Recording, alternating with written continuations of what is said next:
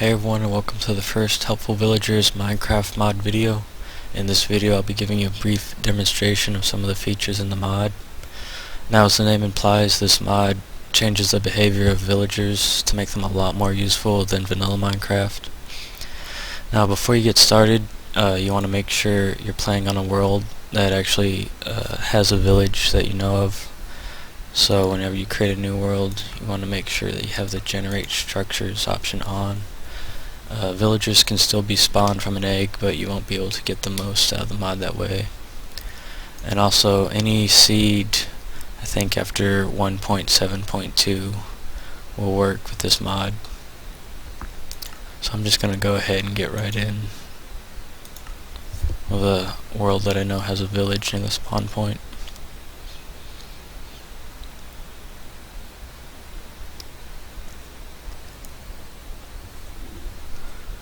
So here we are, and we go up to the villagers. You can see that they look a little bit different. They no longer have the crossed arms. They resemble more of a player in this aspect. They still have a similar skin as vanilla Minecraft. Now when you click on one, you'll see it brings up these three buttons, and the first button's pretty self-explanatory. You just click on it and your villager will just follow you around. He'll pretty much follow you forever as long as he doesn't get stuck or die or you get too far away from him.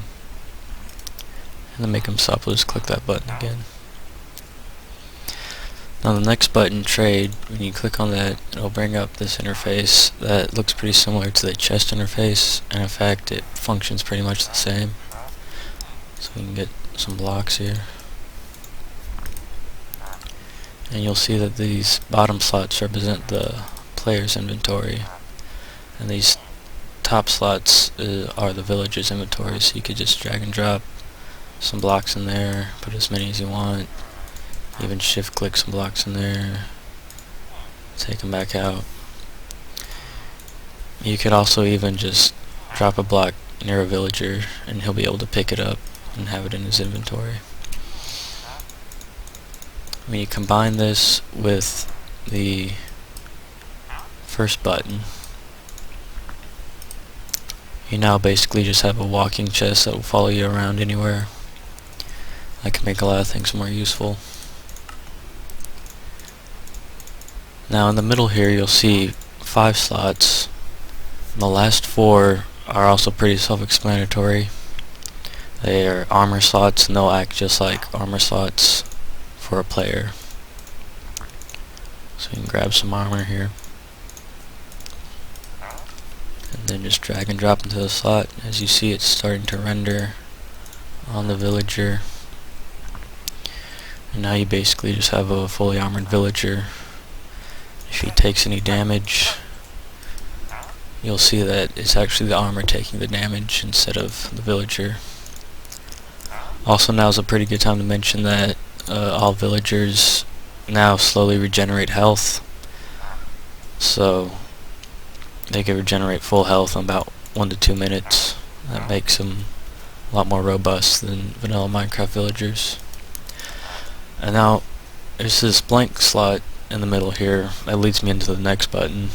That's the change profession button. When you bring this up, you'll see that there's 4 professions: villager, lumberjack, miner, and farmer. Now the first one is just a default setting for all villagers, and they'll act pretty much like vanilla Minecraft villagers. And the last 3, you'll see that you can't click on them or select them. They're grayed out. But if you hover over it, you'll see that it says build guild hall to unlock. So to build a guild hall, what you're going to want to do is take a building that's inside the village, and it could be one that's spawned naturally by the village, or it could be one that you build yourself. As long as it's inside the village borders and it has a door leading to the outside, you'll be able to turn it into a guild hall. So to do that, we're going to take an item frame and we're going to stick it on a block that is touching the door. So any of these places where I'm putting the item frame will work for a guild hall. So we'll just use one of them for now.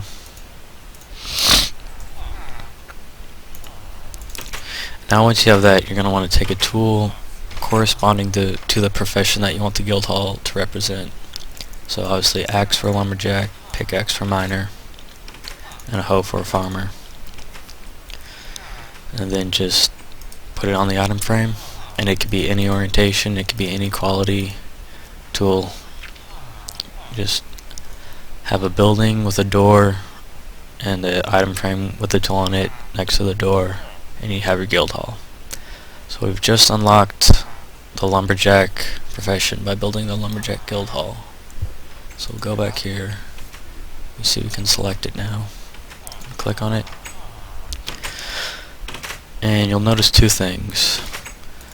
First off, the villager's shirt immediately changes to red. And that's because each profession is color coded. So red for lumberjack, black for miner, and green for farmer. As you also see, I'm changing the guild hall a couple times, and when we go back in here, the villager's profession stays the same, but the guild hall has been locked again each time. So you don't need a guild hall to keep the professions you already have. You just need it to turn more villagers into that profession.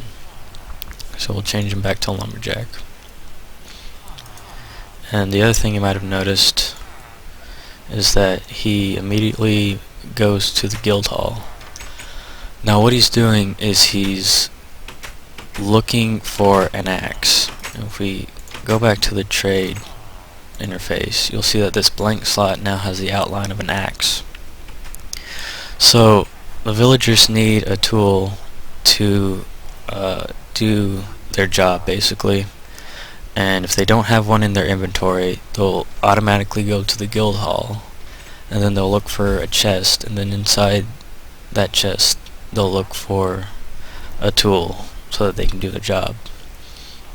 So I'll get more into guild halls and chests in later videos. For now, we can just drag and drop a tool in there,